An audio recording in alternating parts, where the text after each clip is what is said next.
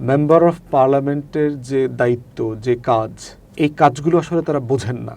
অধিকাংশ লোকের আচার আচরণ হচ্ছে ইউনিয়ন পরিষদের চেয়ারম্যান মেম্বারের মতো, খুবই নিম্নমানের, এবং কোন কথা বলা যাবে কোন কথা বলা যাবে না, লেখাপড়া, প্রস্তুতি, সবকিছুর ঘাটতি আছে।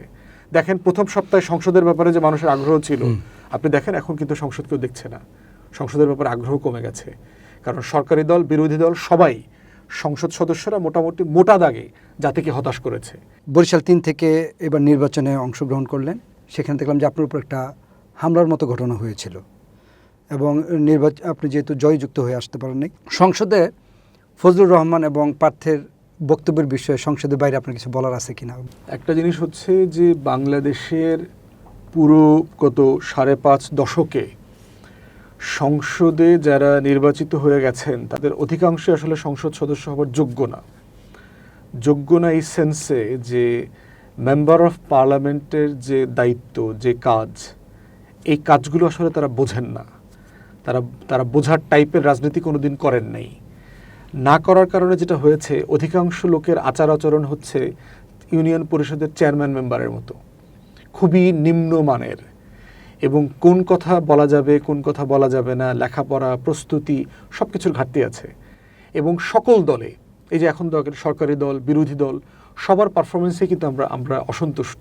আচ্ছা, যে রাষ্ট্রীয় দায়িত্ব পালন করবার ক্ষেত্রে যেই লেভেলের মেধা, যোগ্যতা থাকা দরকার ছিল, এই সংকটটা আবার দলের ভিতরে আছে। দলের ভিতরে সংকট কি দেখেন, বিএনপি, আওয়ামী লীগের মতো দলগুলো চিন্তা করে, ইভেন জামাত, তারা চিন্তা করে কাকে নমিনেশন দিলে জিততে পারবে, এলাকাতে কার প্রভাব আছে, কার লোকবল আছে, কার টাকা আছে, পেশশক্তি আছে, মারামারি করতে পারবে, দখল করতে পারবে, ভোট কেন্দ্র সামাল দিতে পারবে। কারণ আমরা নিজেরা নির্বাচন করে দেখতেছি যেগুলো প্রয়োজনীয় জিনিস নির্বাচনে জেতার জন্য।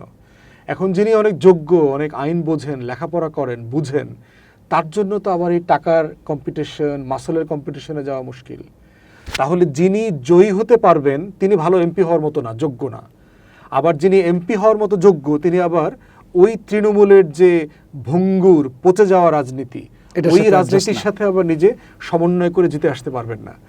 এই সংকটে আমাদের রাজনৈতিক দলগুলো আছে, এবং তার রেজাল্ট হচ্ছে আজকের এই ধরনের অকার্যকর সংসদ। দেখেন, প্রথম সপ্তাহে সংসদের ব্যাপারে যে মানুষের আগ্রহ ছিল, আপনি দেখেন এখন কিন্তু সংসদ কেউ দেখছে না। সংসদের ব্যাপারে আগ্রহ কমে গেছে, কারণ সরকারি দল, বিরোধী দল সবাই, সংসদ সদস্যরা মোটামুটি মোটা দাগে জাতিকে হতাশ করেছে। যেই লেভেলের পারফরমেন্স তাদের কাছ থেকে আশা করা হয়েছিল, 25 বছর পরে একটা ভালো নির্বাচন হয়েছে, মোটামুটি এরকম নির্বাচনে সবাই মিলেমিশে এখন সংসদে আছে, তারা জাতীয় স্বার্থ যেভাবে তুলে ধরবার দরকার ছিল সেটা তুলে ধরতে পারছেন না, আকাঙ্ক্ষা পূরণ করতে পারছেন না। অতএব আমি একদম ব্যক্তিতে না গিয়ে মোটা দাগে দেখতেছি যে এটা আমাদের একটা সম্মিলিত ফেইলিয়ার, জাতির সম্মিলিত ব্যর্থতা। এবং সেটা শুধু এই সংসদে না, এটা মোটামুটি গত 5.5 দশকের সকল সংসদই আমরা দেখেছি। তবে আমাদের দেখা দৃষ্টিতে মনে হয়েছে 79 সংসদ, 91 সংসদ এর থেকে অনেক বেটার কোয়ালিটি সংসদ ছিল।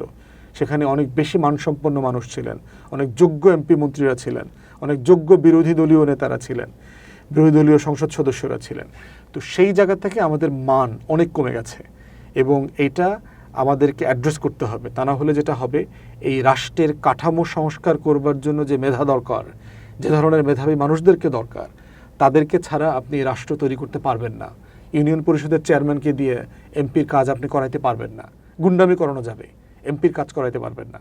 করালে কি হবে, ওই যে এখন বগুড়া থেকে আমাদের মাননীয় প্রতিমন্ত্রী আসছেন না, ছিলেন তো ইউনিয়নের চেয়ারম্যান, উনি ইউনিয়নের চেয়ারম্যান, ইউনিয়ন পরিষদের চেয়ারম্যান ছিলেন, পরে উপজেলা চেয়ারম্যানও নাকি হয়েছে। আচ্ছা, এখন দেখেন, ইউনিয়ন একটা নিজের নামে, নিজের বাড়ির নামে করছে, ইউনিয়ন দুই পোলার নামে করছে, আরেকটা মায়ের নামে করছে। বোন নাম বাকি থাকবে কেন? তাহলে উপজেলা বোন নামে করে দেন, উপজেলা বোন নামে করেন, আর জেলাটা আপনার নামে নিয়ে নেন, তাহলে মার্শাল্লাহ মোটামুটি হয়ে যাবে।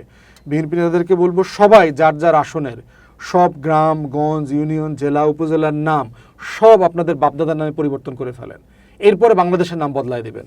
যখন দেখবেন জেলা, উপজেলা, ইউনিয়ন শেষ হয়ে গেছে, এরপর গাছপালায় হাত দিবেন, সব গাছের নাম বদলায় দিবেন, ফলমূলের নাম বদলায় দিবেন, নদী নালা, মাছ, হাট ঘাট, মাঠ, সব কিছুর নাম বদলায় নিজেদের নামে করবেন। তাহলে সোনার বাংলা হয়ে যাবে। দেখবেন আপনাদের সেই স্বপ্নের বাংলাদেশ আপনারা পেয়ে যাবেন। রাজপথে আবার লোকজন আসবে, আপনাদের স্বপ্ন তারা মোকাবেলা করবে আর কি।